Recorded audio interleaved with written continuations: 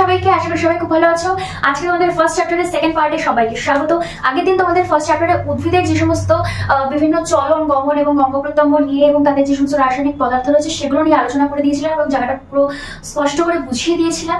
আজকে কিন্তু আমরা যে নেক্সট পার্টটা রয়েছে, অর্থাৎ মানব দেহের বিভিন্ন অঙ্গ প্রত্যঙ্গ বা বিভিন্ন রকম অঙ্গ থেকে যে সমস্ত হরমোন খরিত হয় সেই সমস্ত জায়গা নিয়ে আজকে আলোচনা করব।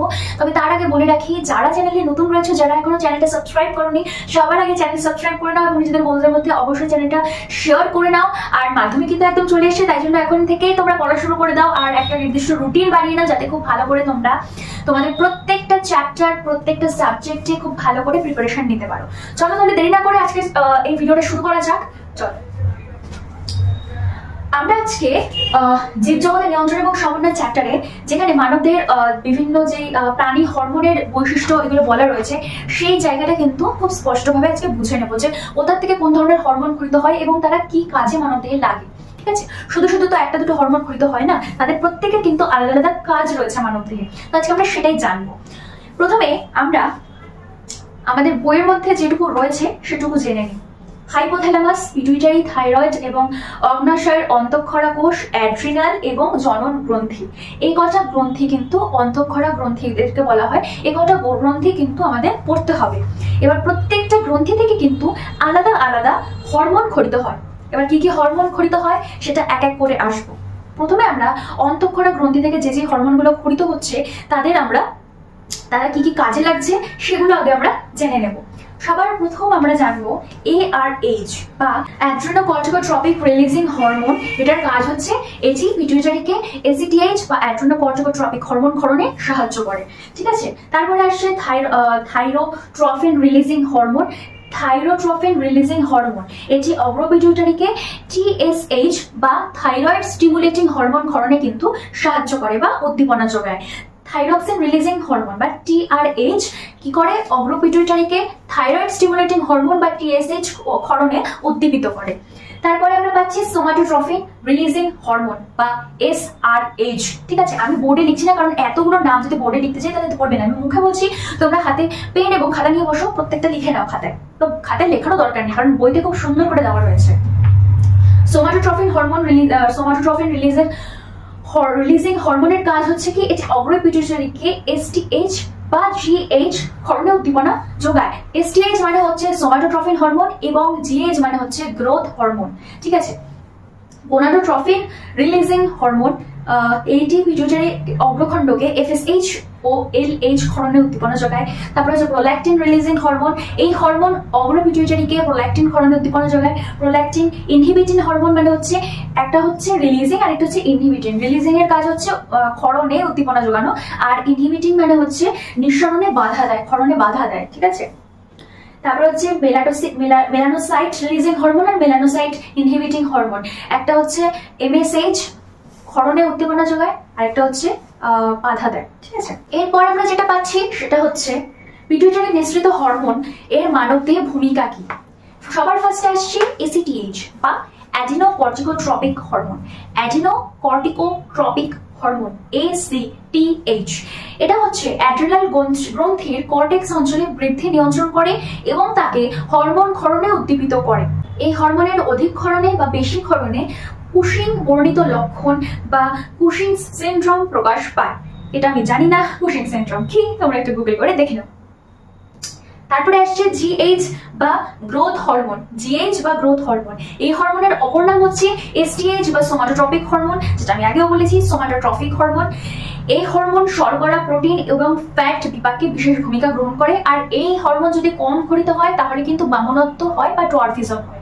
বামনত্ব বা ডোয়ার্ফিজম মানে তোমরা জানো যে একটা স্বাভাবিক বয়সের পর তাদের আর বৃদ্ধি ঘটে না, মানে এইটুকু হাইট থাকে তো এইটুকুই হাইট থাকে, মানে তাদেরকে দেখতে কিন্তু বাচ্চা মনে হয়, কিন্তু আসলে কিন্তু তারা পূর্ণবয়স্ক। তারপরে হচ্ছে TSH বা থাইরয়েড স্টিমুলেটিং হরমোন। এই হরমোন থাইরয়েড গ্রন্থির বৃদ্ধি নিয়ন্ত্রণ করে এবং থাইরয়েড গ্রন্থিকে হরমোন ক্ষরণে উদ্দীপিত করে। TSH বা থাইরয়েড স্টিমুলেটিং হরমোন।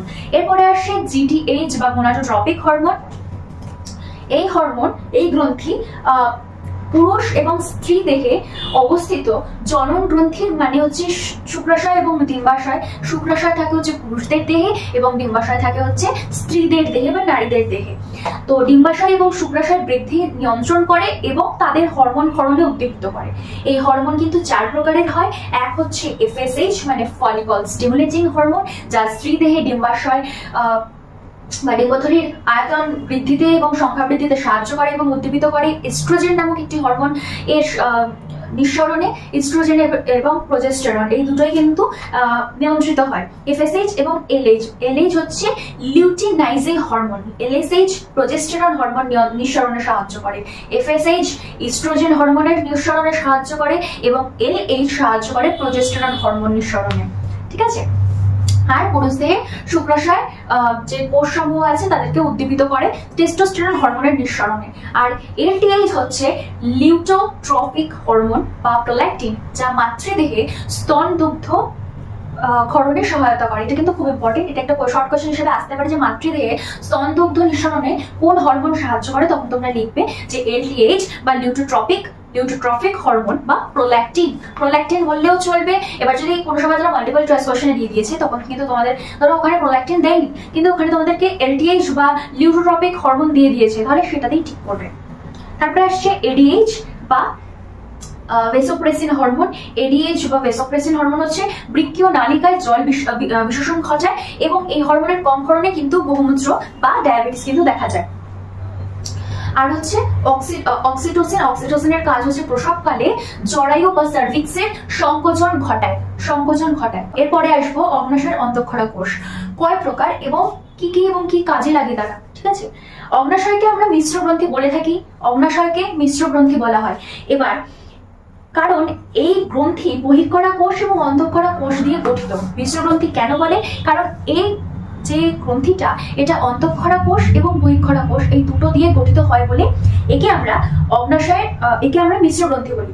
অগ্নাশয়ের প্রধান অন্তঃক্ষরা কোষ ও তাদের নিঃসৃত হরমোনগুলি হলো, এবার অগ্নাশয়ের যে অন্তঃক্ষরা কোষ তার থেকে যে হরমোনগুলো নিঃসৃত হয় সেগুলো হচ্ছে 3 প্রকার। অগ্নাশয়ে আমরা 3 ধরনের কোষ দেখতে পাই। আমি বোর্ডে লিখি সেটা।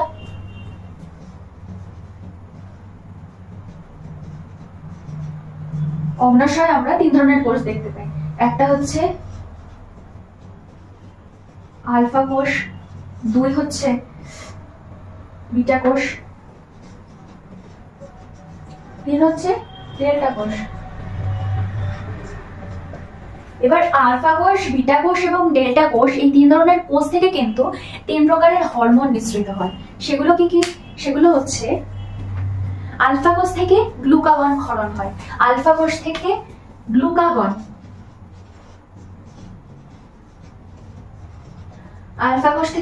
নিঃসৃত হয়। বিটা কোষ থেকে কি নিঃসৃত হয়? বিটা কোষ থেকে নিঃসৃত হয় ইনসুলিন। বিটা কোষ থেকে ইনসুলিন ক্ষরণ হচ্ছে। আর ডেল্টা কোষ থেকে সোমাটোস্টেসিন হরমোন নিঃসৃত হচ্ছে। সোমাটোস্টেসিন।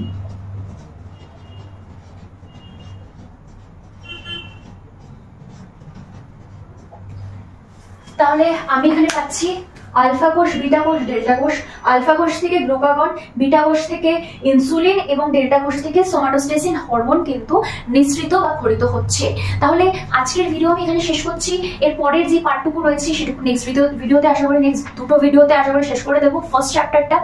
তারপরে নেক্সট চ্যাপ্টার ধরবো। তো আজকের ভিডিওতে যদি কোথাও কোনো ডাউট থেকে থাকে বা কোনো জায়গায় যদি বুঝতে অসুবিধা হয়ে থাকে তাহলে কমেন্ট সেকশনে অবশ্যই কমেন্ট করে জানিও। আমি তোমাদেরকে সেটা যথাসাধ্য চেষ্টা করবো বুঝিয়ে দেওয়ার।